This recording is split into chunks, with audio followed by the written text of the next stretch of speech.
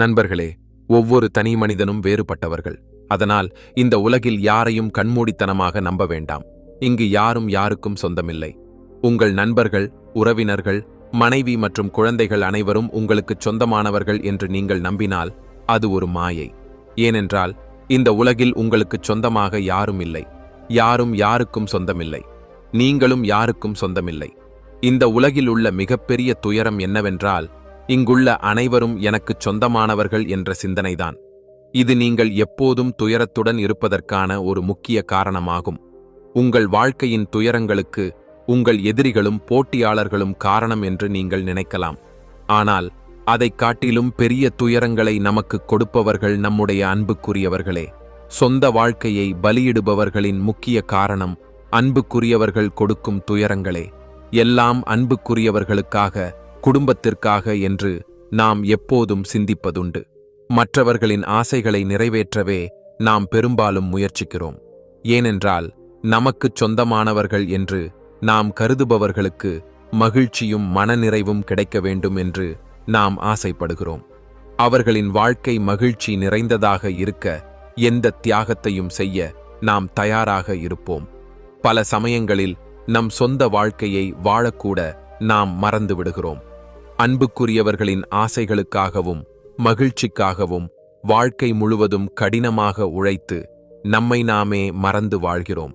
நீங்கள் அவர்களின் ஆசைகளை நிறைவேற்றிய பிறகு உங்கள் ஆசைகளில் ஏதேனும் ஒன்றை சாதிக்க முயற்சிக்கும்போது அதே நபர்கள் உங்களை சுயநலவாதி என்று அழைத்து கோபப்பட்டு பேசாமல் போய்விடுவார்கள். அவர்கள் உங்கள் மீது கேள்விகளை எழுப்புவார்கள், குற்றப்படுத்துவார்கள். அப்போதுதான் நாம் செய்தது அனைத்தும் பாழாகிவிட்டது என்று நமக்கு புரியும். நம் இதயத்திற்கு ஆழமான காயம் ஏற்பட்டு இங்கு நமக்குச் சொந்தமாக யாரும் இல்லை என்பதை நாம் அறிந்து கொள்வோம். உங்கள் வாழ்க்கையில் இந்த அனுபவம் ஏற்பட்டிருக்கலாம். ஏனென்றால் இது இயற்கையானது. இது அனைவருக்கும் நடக்கும் ஒன்று. இதற்கு ஒரே ஒரு காரணம், உண்மையை பார்க்க நம்மால் முடியவில்லை என்பதே. ஏனென்றால் இங்கு யாரும் சொந்தமில்லை. நீங்கள் ஒருவரை சொந்தம் என்று அழைக்கவோ அல்லது நினைக்கவோ செய்யும்போது அவர்கள் வேறொருவராக மாறிவிடுகிறார்கள். ஏனென்றால் சொந்தம் என்று சொல்லப்படுபவர் வேறு யாரோ. அவர்களை உங்களால் ஒருபோதும் பார்க்கவோ சந்திக்கவோ பேசவோ அல்லது அவர்களின் வார்த்தைகளை கேட்கவோ முடியாது. அவர்கள்தான் உங்களுக்கு மிகவும் நெருக்கமானவர்கள். அவர்கள்தான் உங்கள் சொந்தம். ஆனால் நீங்கள் அவர்களை ஒருபோதும் சொந்தம் என்று நினைக்கவோ புரிந்து கொள்ளவோ மாட்டீர்கள். இந்த உலகில் உங்களுடைய எல்லா உறவுகளும் சுயநலமானவை. நீங்கள் உங்கள் அன்புக்குரியவர்களுக்கு கொடுத்து கொண்டிருப்பதை திரும்பப் பெற முயற்சி செய்யுங்கள். அல்லது நீங்கள் அவர்களுக்கு கொடுக்க விரும்புவதை நிறுத்திவிடுங்கள். அல்லது அவர்கள் பெற விரும்பும் விஷயங்களை அவர்களுக்கு கொடுக்காமல் இருங்கள். அப்போது உண்மை உங்களுக்கு புரியும். அப்போது உங்களுக்கு அன்பானவர்களினிடத்தில் மற்றவர்களை பார்க்கத் தொடங்குவீர்கள். அப்போது உங்களுக்கு சொந்தமாக யாரும் இல்லை என்பதை நீங்களும் அறிந்து கொள்வீர்கள். மிக நீண்ட காலத்திற்கு முன் ஒரு நகரத்தில் ஒரு இளைஞன் வாழ்ந்து வந்தான். அந்த இளைஞன் மிகவும் கூச்ச சுபாவம் கொண்டவனாக இருந்தான். யாராவது புதிதாக முன்னால் வந்தால் அவர்களுடன் பேசக்கூட மாட்டான். அறிமுகமானவர்களுடன் கூட பேச அவனுக்கு மிகுந்த கூச்சம் இருந்தது. அவர்களுடனும் அவனால் சரியாக பேச முடியவில்லை. இந்த பிரச்சனை காரணமாக அவன் மிகுந்த துயரத்தில் இருந்தான். ஏனென்றால் இந்த சுபாவத்தால் தன் சொந்த வாழ்க்கையில் அவனால் எதையும் செய்ய முடியவில்லை. காலம் செல்லச் செல்ல அந்த இளைஞனின் கூச்சம் அதிகமாகிக் கொண்டே வந்தது. அதன் காரணமாக அவனுக்கு அதிக ஏமாற்றமும் துயரமும் பதட்டமும் ஏற்படத் தொடங்கியது. தன் இந்த பிரச்சனையிலிருந்து எப்படி விடுபடுவது என்று அவனுக்கு புரியவில்லை. வீட்டில் உள்ளவர்களும் இப்போது இந்த பிரச்சனையை பற்றி மிகவும் கவலைப்பட்டனர். இவனுடைய எதிர்காலம் என்னவாகும்? இவனால் வாழ்க்கையில் ஏதாவது செய்ய முடியுமா என்றெல்லாம் அவர்கள் யோசித்தார்கள். எங்காவது வேலைக்குச் சென்றால் மக்கள் அவனுடைய அப்பாவியாக இருக்கும் தன்மையை பயன்படுத்திக் கொண்டு அவனை துன்புறுத்துவார்கள். அவனால் அதிகம் எதுவும் பேச முடியாததால் யார் வேண்டுமானாலும் எதை வேண்டுமானாலும் சொல்லிவிட்டு போவார்கள். அதனால் அவன் அவர்களிடமிருந்து ஓடிவிடுவது வழக்கம். இந்த காரணங்களால் அவனால் எந்த ஒரு விஷயத்திலும் மனதை நிலைநிறுத்த முடியவில்லை. எந்த ஒரு வேலையையும் சில நாட்களுக்குள்ளேயே விட்டுவிடுவான். அவனது மனதில் நிறைய விஷயங்கள் நடந்து கொண்டிருந்தன. சிந்தனைகளின் ஒரு புயல் அவன் உள்ளே எழுந்தது. எல்லோரிடமும் நிறைய விஷயங்களைச் சொல்ல அவன் ஆசைப்பட்டான். ஆனால் இந்த சுபாவம் காரணமாக யாராலும் அவனால் எதையும் சொல்ல முடியவில்லை. அவன் உள்ளுக்குள்ளேயே ஒடுங்கிப் போயிருந்தான். எல்லா சிந்தனைகளும் விஷயங்களும் அவன் மனதில் அடங்கியிருந்தன. ஆனால் அவன் தன் மனதில் உள்ள விஷயங்களை ஒருபோதும் யாரிடமும் சொன்னதில்லை. சிறு பையனாக இருந்தபோது மக்களுக்கு அவனை மிகவும் பிடித்திருந்தது. அவனது இந்த சுபாவத்தையும் மக்கள் விரும்பினார்கள். ஆனால் இந்த சுபாவம் காரணமாக அவன் வளர்ந்து இளைஞனான போது சொந்த வாழ்க்கையை வாழக்கூட மிகவும் கஷ்டப்பட வேண்டியிருந்தது. இந்த ஒரு தவறு காரணமாக அந்த இளைஞன் மிகவும் துயரப்பட்டான். இந்த ஒரே சுபாவத்தில் இருந்து விடுபட அவன் ஆசைப்பட்டான். மக்களிடம் தன் மனதில் உள்ள விஷயங்களை திறந்து பேச அவன் ஆசைப்பட்டான். தான் செய்ய வேண்டிய மற்றும் சொல்ல வேண்டிய விஷயங்கள் அனைத்தையும் எல்லோரிடமும் திறந்து பேசவும் செய்யவும் அவன் ஆசைப்பட்டான். ஆனால் இன்னொருவர் முன்னால் வரும்போது அவன் நாக்கு பேசாதது போல இருந்தது. பெற்றோர்கள் முன்னிலையில் கூட அவனால் சரியாக பேச முடியவில்லை. மனதிலுள்ள விஷயங்களைச் சொல்ல அவனுக்குச் சில நண்பர்கள் மட்டுமே இருந்தனர். அவன் ஏதாவது பதில் சொன்னால் மக்கள் அவனை கேலி செய்வார்கள். இப்போது உன் வாயிலும் நாக்கு வந்துவிட்டதா என்று சொல்வார்கள். இந்த பிரச்சனை நாளுக்கு நாள் அதிகரித்துக் கொண்டிருந்தது.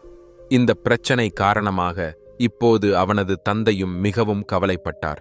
தன் மகனும் மற்றவர்கள் முன் மனதில் உள்ள விஷயங்களை திறந்து பேச வேண்டும் என்று அவர் ஆசைப்பட்டார். அப்படி ஒரு நாள் தன் மகன் மற்றவர்கள் முன் நாணம் கெட்டு நிற்பதை பார்த்தபோது அவருக்கு மிகவும் கோபம் வந்தது. அவர் மகனை திட்ட ஆரம்பித்தார். மிகவும் கோபப்பட்டதால் அந்த இளைஞன் ஆத்திரமடைந்து எதுவும் பேசாமல் அங்கிருந்து வெளியேறினான். மாலை நேரமாகியும் மகன் வீட்டிற்கு திரும்பி வரவில்லை. அப்பாவுக்கும் அம்மாவுக்கும் மிகுந்த கவலை ஏற்பட்டது. அவர்கள் மகன் வீட்டிற்கு திரும்பி வர வேண்டும் என்று ஆசைப்பட்டார்கள்.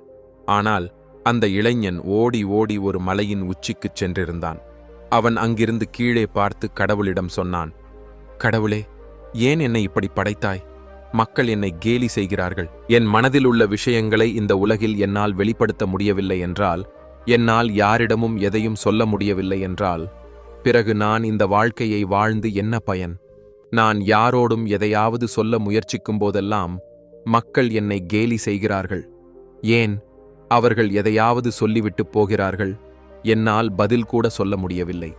இப்படி ஒரு வாழ்க்கையை வாழ்ந்து எனக்கு என்ன கிடைக்கும்? அதனால் நான் அங்கே இடத்துக்கு வருகிறேன். இவ்வளவு சொல்லி அந்த இளைஞன் குதிக்கத் தயாரான போது பின்னால் இருந்து ஒரு சத்தம் கேட்டது. மகனே, மரணம் மிகவும் எளிதானது. ஆனால் இந்த உயிர் உனக்கு ஒருபோதும் திரும்பக் கிடைக்காது. இந்த சத்தம் கேட்டவுடன் அவன் திரும்பி பார்த்தான். பின்னால் ஒரு புத்த துறவியை கண்டபோது அவன் பயந்து போனான். அவன் காலை பின்னால் இழுத்து பேசாமல் அங்கேயே நின்றான். அவனது அப்போதைய நடத்தை காரணமாக அவரால் அவனிடம் எதுவும் சொல்ல முடியவில்லை. அப்போது அந்த புத்த துறவி இளைஞனிடம் கேட்டார், மகனே, என்ன விஷயம்? நீ இங்கு என்ன செய்கிறாய்? நீ ஏன் இந்த வாழ்க்கையை முடித்துக்கொள்ள முயற்சிக்கிறாய்? இந்த விலைமதிப்பற்ற வாழ்க்கை மிக குறைந்த மக்களுக்கே கிடைக்கிறது. இருந்தும் உனக்கு இந்த வாழ்க்கை மோசமாகத் தோன்றுகிறதா?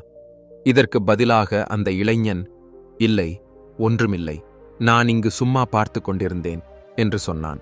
அப்போது அந்த புத்த துறவி மீண்டும் அவனிடம் சொன்னார், மகனே, நீ இங்கு எதற்காக வந்தாய் என்று எனக்குத் தெரியும். உன்னால் என்னிடமிருந்து எதையும் மறைத்து வைக்க முடியாது.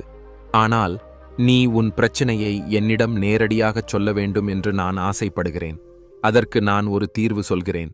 யாராவது உனக்கு உதவ வேண்டும் என்று நீ ஆசைப்பட்டால் முதலில் நீயே முன்வர வேண்டும். உன் பிரச்சனைக்கு நான் தீர்வு காண வேண்டும் என்று நீ ஆசைப்பட்டால் நீ உன் பிரச்சனையை என்னிடம் சொல்ல வேண்டும். இல்லையென்றால் என்னால் எதுவும் செய்ய முடியாது.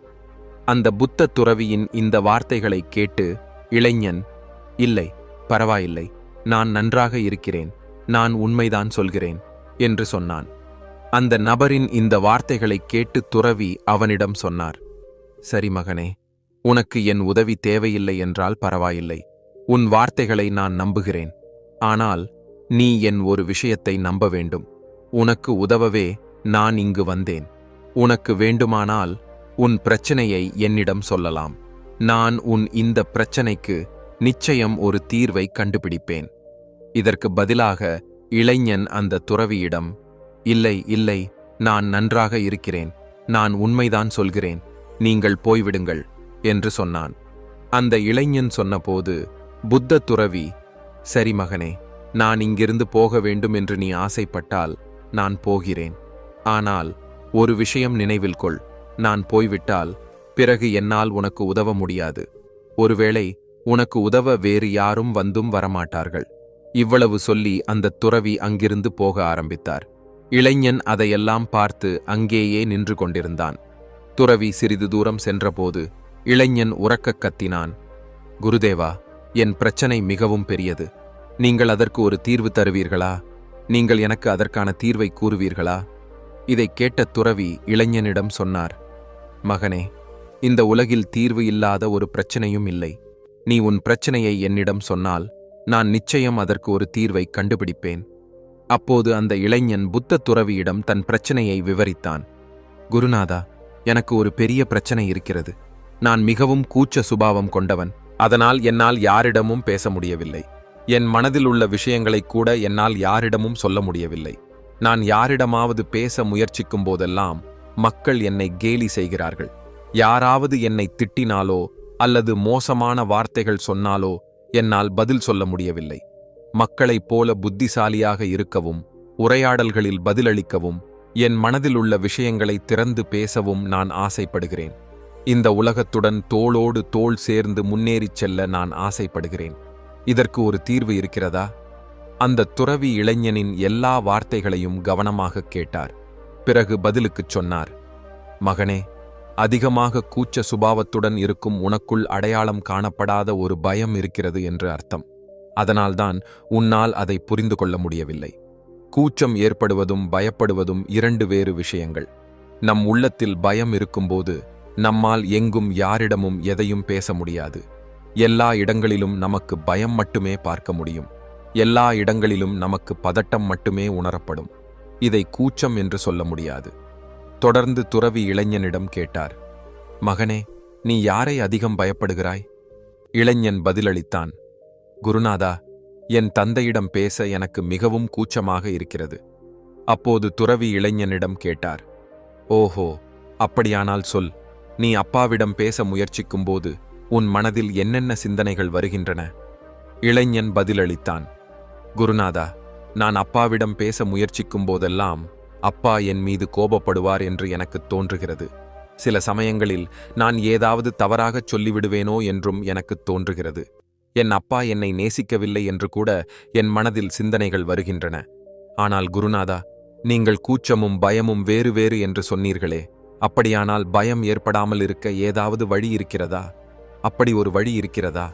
என் உள்ளத்தில் உள்ள இந்த பயம் முழுவதுமாக இல்லாமலாக ஒரு வழியை சொல்லித் தருவீர்களா? எனக்கு இந்த பயத்திலிருந்து வெளியே வர வேண்டும். மற்றவர்களைப் போல எனக்கு என் வாழ்க்கையை திறந்து வாழ வேண்டும். அவனது இந்த வார்த்தைகளைக் கேட்ட துறவி சொன்னார், நீ போய் உன் தந்தையிடம் சொல். உனக்கு ஏதோ வேலை செய்ய இருக்கிறது என்றும் அதற்குச் சிறிது பணம் வேண்டும் என்றும். உன்னால் அதை கேட்டு வாங்க முடிந்தால் நான் உன் பிரச்சனைக்கு நிச்சயம் தீர்வு சொல்கிறேன். இளைஞன் மிகவும் பயந்து போனான். அவன் குருவிடம் சொன்னான், குருநாதா, இந்த வேலையை என்னிடம் ஒப்படைக்காதீர்கள். எனக்கு என் அக்கினை பயம். என்னால் எதுவும் சொல்ல முடியாது. அவர் முன் என் நாக்கு குழம்பிப் போகும். நான் எப்படி பணம் கேட்பது? இதைக் கேட்ட புத்த துறவி இளைஞனிடம் சொன்னார், அப்படியானால் உன் பிரச்சனைக்கு ஒரு தீர்வும் இல்லை. உன்னால் ஒருபோதும் உன் வாழ்க்கையை திறந்து வாழவும் முடியாது. இந்த வார்த்தைகளைக் கேட்டபோது இளைஞன் துறவியிடம் சொன்னான், குருநாதா, அப்படிச் சொல்லாதீர்கள். தயவு செய்து எனக்கு வேறு ஒரு வேலையைக் கொடுங்கள். என் உள்ளத்தில் உள்ள பயம் முழுவதுமாக இல்லாமலாக்கும் ஒரு வேலை. இதற்கு பதிலாக துறவி இளைஞனிடம் சொன்னார், மகனே, உனக்கு உன் உள்ளத்தில் உள்ள பயத்தை இல்லாமலாக்க வேண்டும் என்றால் நான் சொன்ன இந்த வேலையை முதலில் செய்ய வேண்டும். அவன் பயத்துடன் சிறிது நேரம் யோசித்த பிறகு குருவிடம் சொன்னான், சரி, நீங்கள் இதைச் செய்ய வேண்டும் என்று ஆசைப்பட்டால் நான் இதைச் செய்ய முடிந்தவரை முயற்சி செய்கிறேன். இவ்வளவு சொல்லி இளைஞன் வீட்டிற்குத் திரும்பிச் சென்றான். அவனைக் கண்டபோது பெற்றோர்களுக்கு மிகவும் மகிழ்ச்சியானது. இளைஞன் தந்தையிடம் நடுக்கத்துடன் சொன்னான், அப்பா, எனக்கு ஒரு விஷயம் சொல்ல வேண்டும். அப்போது தந்தை, சொல், என்ன விஷயம் என்று கேட்டார். இளைஞன் தொடர்ந்தான், அப்பா, எனக்கு ஒரு வேலை செய்ய இருக்கிறது. அதற்கு எனக்குச் சிறிது பணம் வேண்டும். அப்பா, எனக்குச் சிறிது பணம் தருவீர்களா?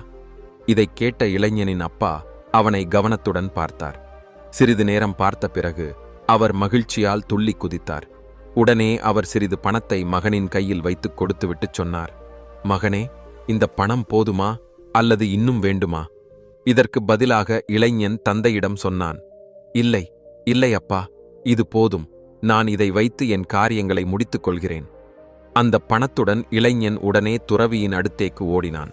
பணத்தை காட்டிக்கொண்டு அவன் சொன்னான், குருதேவா, நீங்கள் சொன்னது போல நான் இந்த பணத்தை கொண்டு வந்திருக்கிறேன். நான் என் தந்தையிடம் பணம் கேட்டேன். இப்போது என் பிரச்சனைக்கு தீர்வு சொல்லுங்கள்.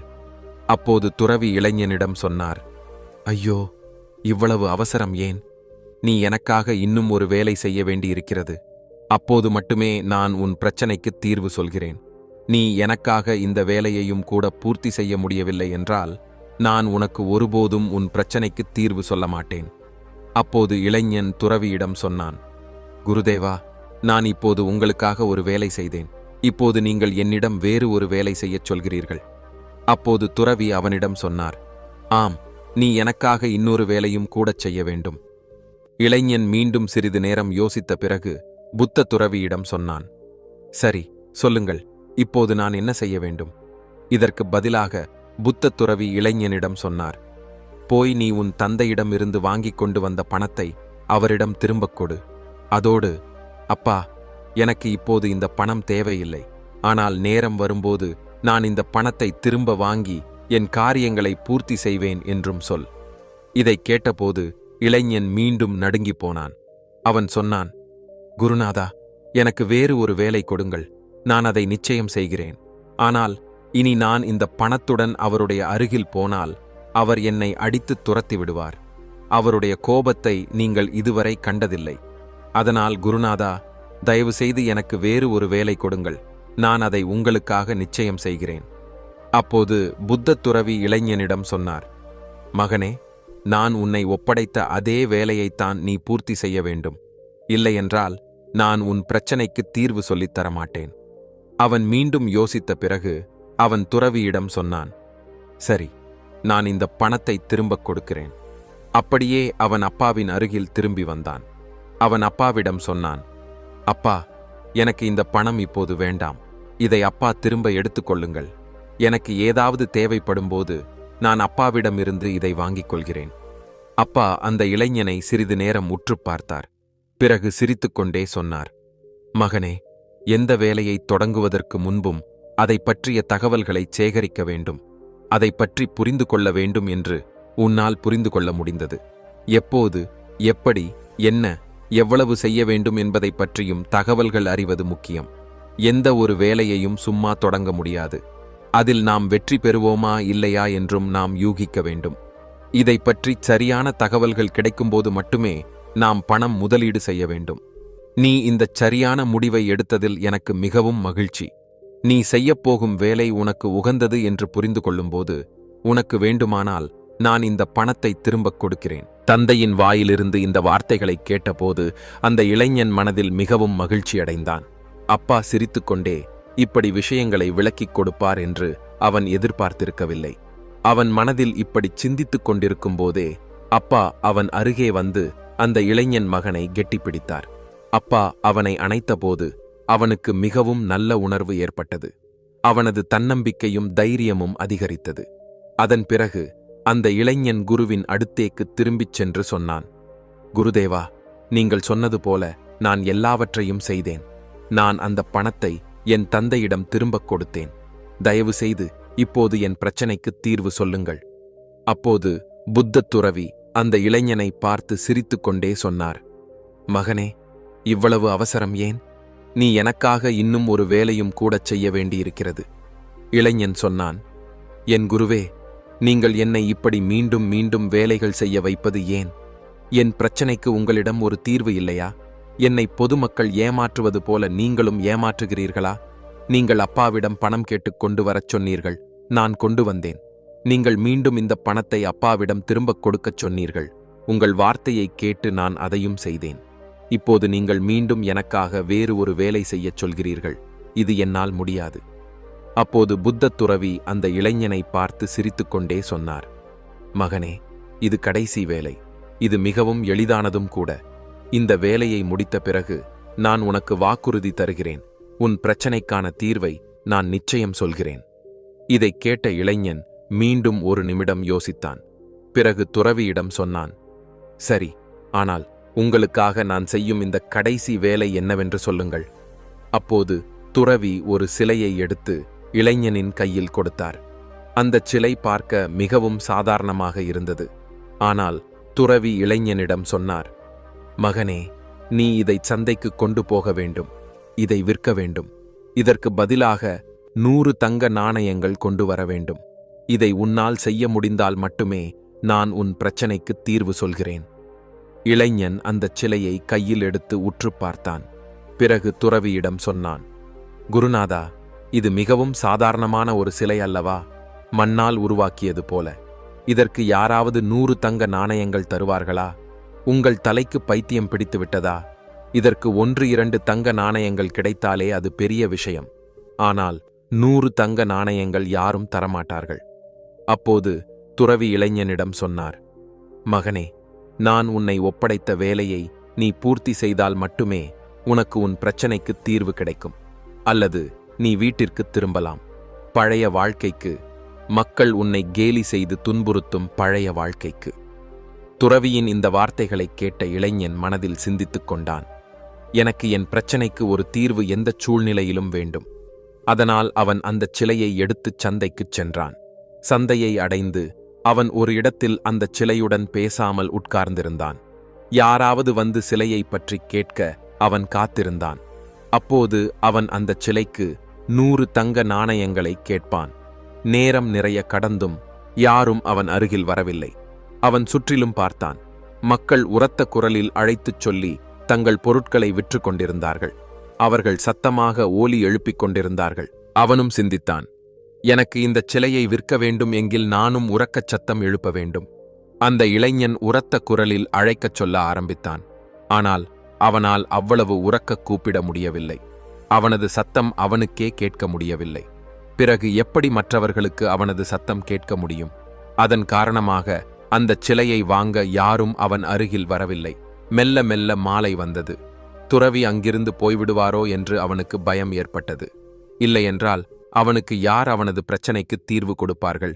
இது சிந்தித்து அவன் உரக்க கூப்பிட ஆரம்பித்தான். 100 தங்க நாணயங்களுக்கு இந்தச் சிலையை வாங்குங்கள். அவனது சத்தம் கேட்டு மக்கள் அவன் அருகில் வர ஆரம்பித்தார்கள். அவர்கள் அவனிடம் கேட்டார்கள், இந்தச் சிலைக்கு 100 தங்க நாணயங்கள் கேட்க இதில் என்ன சிறப்பு இருக்கிறது? இதில் ஏதாவது சிறப்பு இருக்க வேண்டுமல்லவா? இளைஞன் சொன்னான், இல்லை, எனக்கு ஒன்றும் தெரியாது. நான் இந்தச் சிலையை விற்க வந்தேன். அப்போது கூட்டத்தில் இருந்த ஒரு இளைஞன் அவனிடம் சொன்னான், அப்படியானால் இந்தச் சிலையை யாரும் வாங்க மாட்டார்கள். இந்தச் சிலைக்கு என்ன சிறப்பு என்று சொல்லியே ஆக வேண்டும்.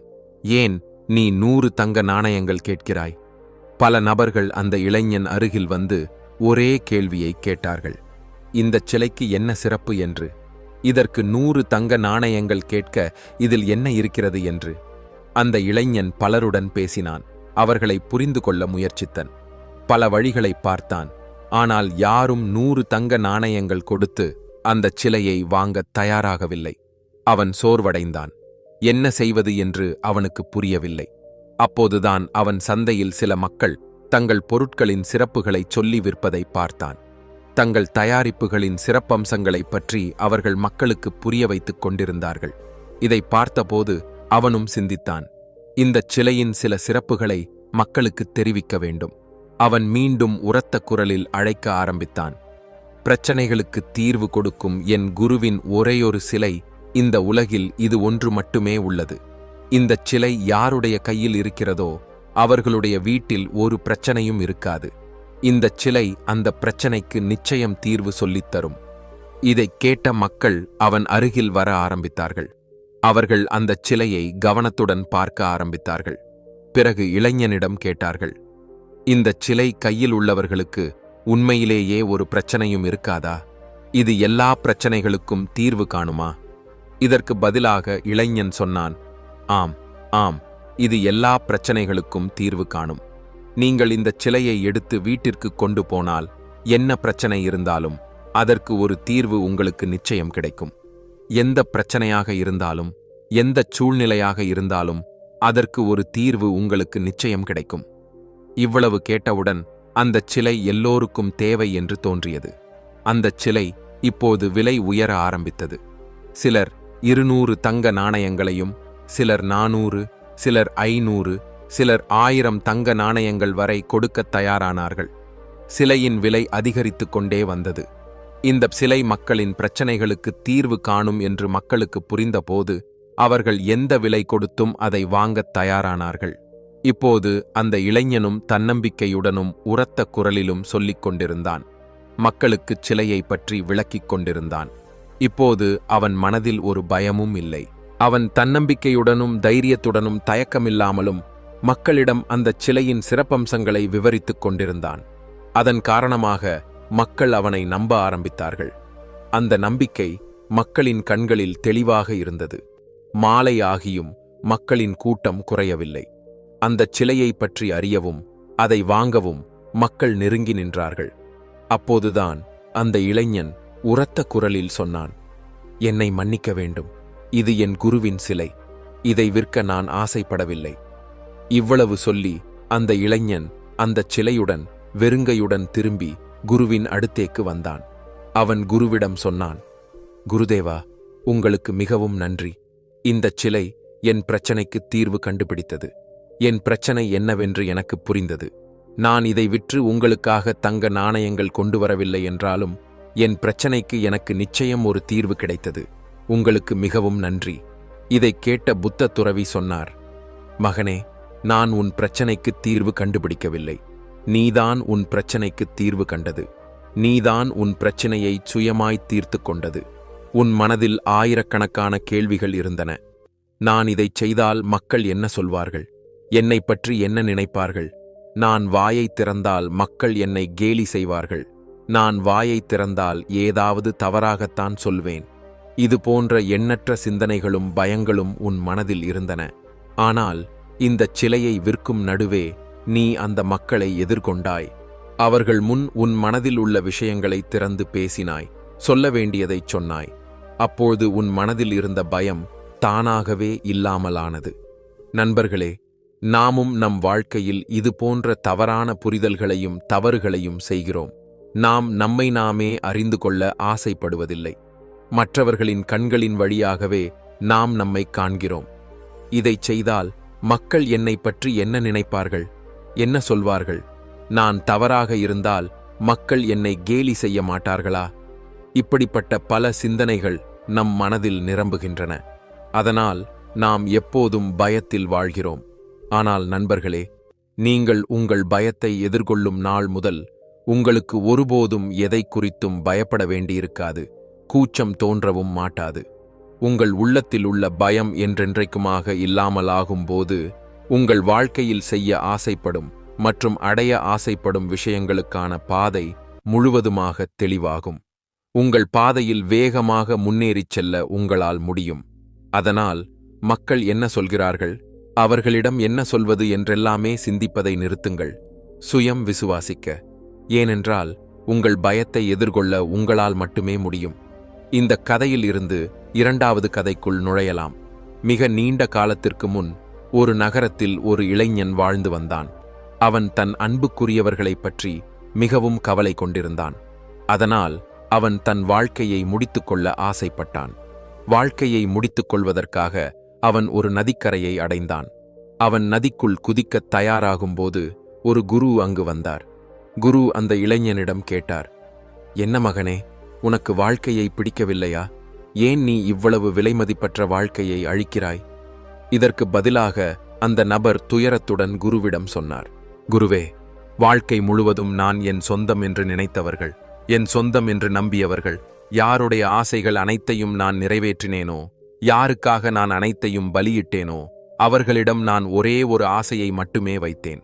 அவர்கள் என்னை மதிக்க வேண்டும் என்று. இன்று நான் அவர்களுக்கு எதுவும் கொடுக்க முடியாத நிலையிலான போது நான் செய்ததெல்லாம் அவர்கள் மண்ணில் போட்டுவிட்டார்கள். நீ எனக்காக என்ன செய்தாய் என்று அவர்கள் கேட்கிறார்கள். இதைக் கேட்டபோது என் வாழ்க்கை முழுவதும் வீணாகிவிட்டது என்று எனக்குத் தோன்றியது. என் வாழ்க்கையை வெறுமையான போராட்டங்களில் நான் வீணாக்கினேன்.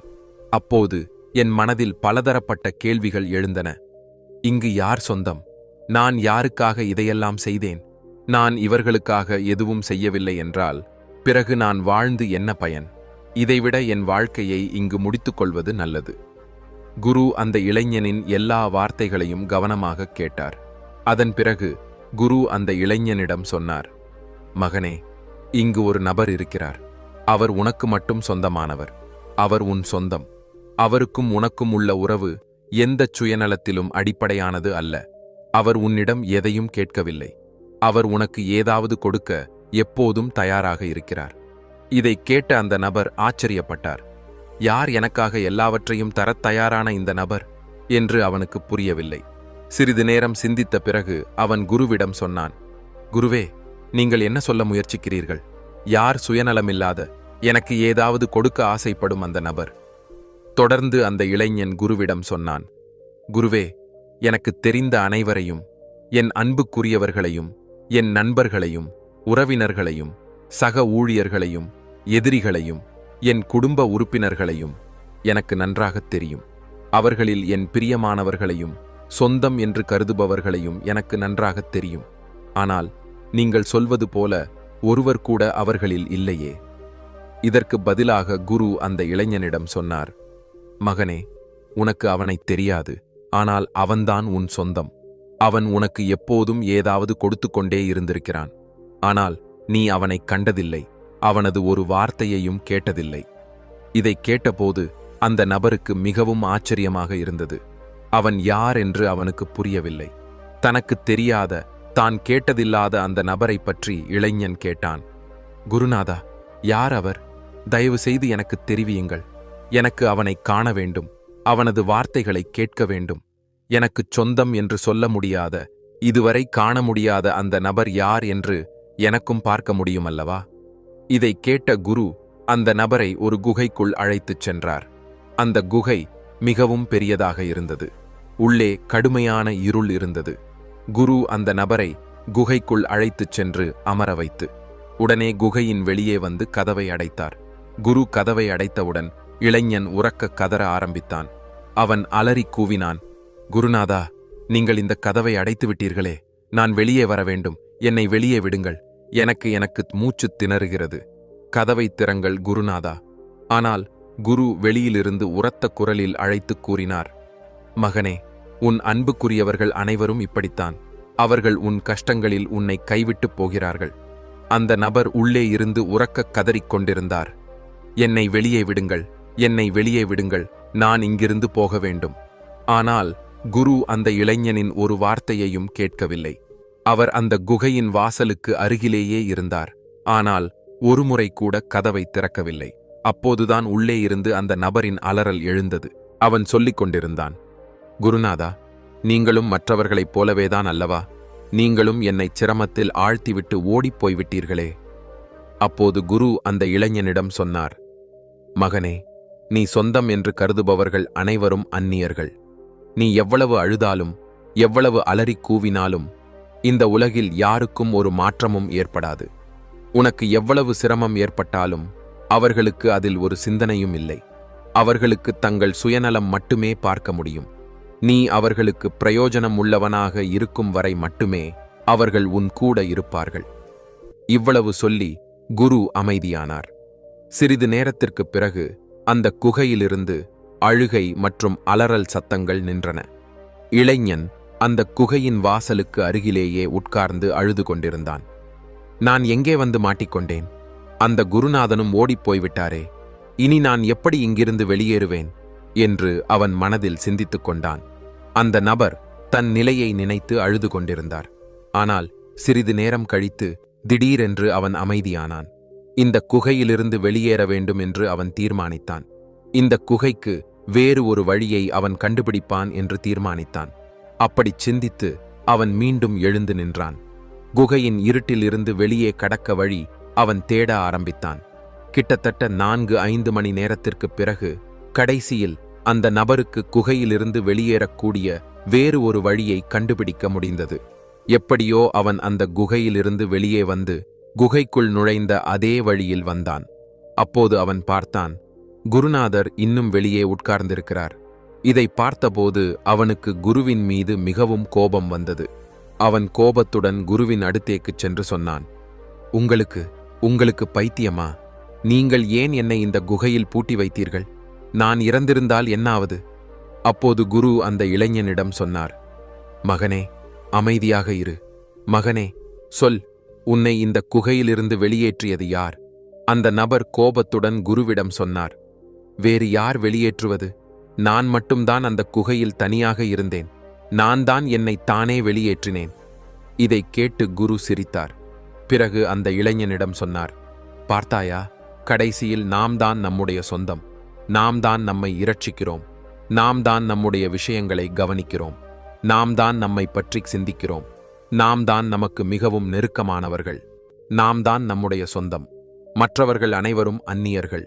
நீ சொன்னது போல நீயேதான் இந்த குகையிலிருந்து வெளியே வந்தாய். அதுபோல உனக்கு வாழ்க்கை முழுவதும் நீயேதான் கூட இருப்பாய். உனக்கு ஏதாவது சிரமம் ஏற்பட்டாலும் நீதான் உன் கூட இருப்பாய். நீ உன் உறவை விட்டு போக மாட்டாய். பிறகு ஏன் நீ மற்றவர்களிடம் சொந்தம் என்று தேடுகிறாய்? ஒரு நிமிடம் யோசித்துப் பார். சொந்தமாக நிற்க முடியாத ஒருவரால் எப்படி இன்னொருவருடன் நிற்க முடியும்?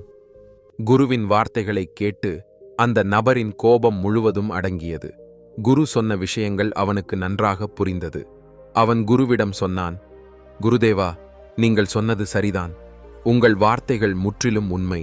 ஆனால் நான் மட்டுமல்ல, என் குடும்பத்தில் என் பெற்றோர்களும் சகோதரர்களும் மனைவியும் குழந்தைகளும் அனைவரும் இருக்கிறார்களே, அவர்களும் என் சொந்தமில்லையா? அந்த இளைஞனின் இந்த கேள்வியைக் கேட்டு குரு அவனிடம் சொன்னார், மகனே, என்னுடன் வா, நான் உனக்கு சிலவற்றைக் காட்டுகிறேன். இவ்வளவு சொல்லி குரு அவனது கையை பிடித்து ஒரு மயானத்திற்கு அழைத்துச் சென்றார். சிறிது நேரத்திற்குப் பிறகு அங்கு சில மக்கள் ஒரு சவப்பெட்டியை கொண்டு வந்தார்கள். அதில் ஒரு வயதானவரின் உடல் வைக்கப்பட்டிருந்தது. அதை குறித்துக் காட்டி குரு இளைஞனிடம் சொன்னார், மகனே, ஒரு விஷயம் சொல். இந்த இறந்தவரை பார். இவருடைய மரண செய்தி பலரிடம் போயிருக்கும். ஆனால் அவர்களில் சிலரே இங்கு மயானத்திற்கு வந்திருக்கிறார்கள். இப்போது இவர்கள் இந்த மனிதனை சிதையில் வைத்து தீ வைப்பார்கள். இந்த நபரின் சில அன்புக்குரியவர்களையும் உனக்கு இங்கு காண முடியும். சிலர் அவருடைய நண்பர்களாக இருப்பார்கள். சிலர் குடும்ப உறுப்பினர்கள். சிலர் குழந்தைகள். சிலரின் கண்களில் உனக்கு கண்ணீரை தெரியும். சிலர் கண்ணீர் இல்லாமல் உனக்கு ஆலோசனை வழங்குவதைக் காணலாம். இந்தச் சிதை கத்த ஆரம்பிக்கும்போது அனைவரும் இங்கிருந்து போய்விடுவார்கள். இந்த நபரை என்றென்றைக்குமாக மறக்கவும் செய்வார்கள். குரு இதைச் சொன்ன உடனேயே அவர்கள் அந்த இறந்தவரை சிதையில் கிடத்தி தீ வைத்தார்கள். சிதை எரிய ஆரம்பித்த போது சிலரே கை கழுவி வீட்டிற்கு போக ஆரம்பித்தார்கள். அப்போது குரு இளைஞனிடம் சொன்னார், மகனே, பார், இந்த நபருக்கு மிகவும் நெருக்கமாக இருந்தவன், அவன் சொந்தம் என்று கருதியவன், அவன் சொந்தம் என்று நம்பியவன், அவன் மிகவும் கடைசியாகத்தான் இங்கிருந்து போவான். தெரியாமல் எல்லாரும் அங்கிருந்து போய்விட்டார்கள். ஆனால் ஒரு நபர் மட்டும் வெளியே நின்றிருந்தார். அது அந்தச் சிதையில் எரிபவரின் மகனாவான். ஆனால் சிறிது நேரம் கழித்து அவனும் அங்கிருந்து போய்விட்டான். அப்போது குரு அந்த நபரிடம் சொன்னார், பார்த்தாயா, இங்கு யாரும் சொந்தமில்லை. யாரும் நம் கூட நிற்க மாட்டார்கள். எல்லா உறவுகளும் இந்த உலகத்திற்கு உரியவை மட்டுமே. நாம் தனியாக வருகிறோம், தனியாகப் போகிறோம். நாம் நம்மை நாமே கூட கொண்டு வருகிறோம், நம்மை நாமே கூட கொண்டு போகிறோம். ஆனால் நம்மால் ஒருபோதும் நம்மை நாமே சந்தித்துக் கொள்ள முடிவதில்லை. இதுதான் நம் வாழ்க்கையின் துரதிர்ஷ்டம். வாழ்க்கை முழுவதும் நம்மை காப்பாற்றும், நம் வார்த்தைகளை கேட்கும், நம் விஷயங்களில் நமக்கு உதவும், எல்லா சிரமங்களிலும் கஷ்டங்களிலும் நம் கூட நிற்கும் அந்த நபரை நாம் சந்திக்க ஆசைப்படுவதில்லை. அவனை நாம் ஒருபோதும் சொந்தம் என்றும் கருதுவதில்லை. அதுபோல நீயும் உன்னைத்தானே அறிவதில்லை, உன்னைத்தானே ஏற்றுக்கொள்வதும் இல்லை. நீ உன்னைத்தானே ஏற்றுக்கொள்வதற்கு பதிலாக இந்த உலகத்தைத்தான் சொந்தம் என்று கருதியிருக்கிறாய். இந்தச் சிதையை பார்.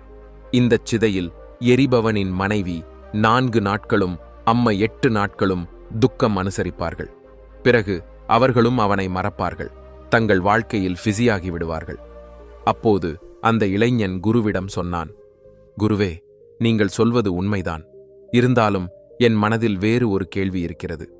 குரு கேட்டார், கேள், உனக்கு என்ன தெரிந்து கொள்ள வேண்டும்? குருவே, நான் தான் என் சொந்தம் என்றால் எனக்கு என்னை தானே கவனிக்கவும் அறியவும் அடையாளம் காணவும் வேண்டும்.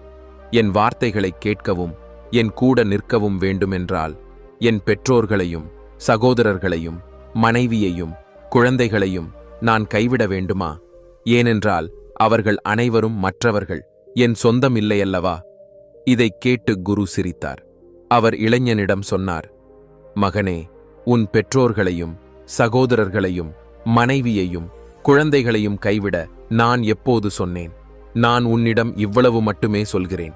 நீ உன்னை தானே அறியவும் அடையாளம் காணவும் செய்யும் நாள், நீ உன்னுடன் நீயே சேரும் நாள், அன்றிலிருந்து நீ செய்யும் காரியங்களுக்கு பதிலாக எதுவும் கிடைக்காததில் நீ ஒருபோதும் துயரப்பட மாட்டாய். அப்போது குருவின் வார்த்தைகளைக் கேட்டு அந்த இளைஞன் ஆச்சரியப்பட்டான். குரு என்ன சொல்ல உத்தேசிக்கிறார் என்று அவனுக்கு புரியவில்லை. அவன் குருவிடம் சொன்னான், குருவே, ஒரு பக்கத்தில் நீங்கள் அவர்கள் அனைவரும் உங்கள் சொந்தமில்லை என்று சொல்கிறீர்கள், மறுபக்கத்தில் நீங்கள் அவர்களை கைவிடக்கூடாது என்றும் சொல்கிறீர்கள். எனக்கு உங்கள் வார்த்தை புரியவில்லை. நீங்கள் என்ன சொல்ல உத்தேசிக்கிறீர்கள்? இதற்கு பதிலாக குரு அந்த இளைஞனிடம் சொன்னார், மகனே, நீ உன்னுடன் நீயே சேரும் நாள் முதல் நீ இன்னொருவருக்காக துயரப்பட மாட்டாய். ஏனென்றால் அப்போது நீ அவர்களுக்காக எதைச் செய்தாலும் எதிர்காலத்தில் உனக்கு ஏதாவது கிடைக்கும் என்ற சிந்தனையுடன் அது இருக்காது.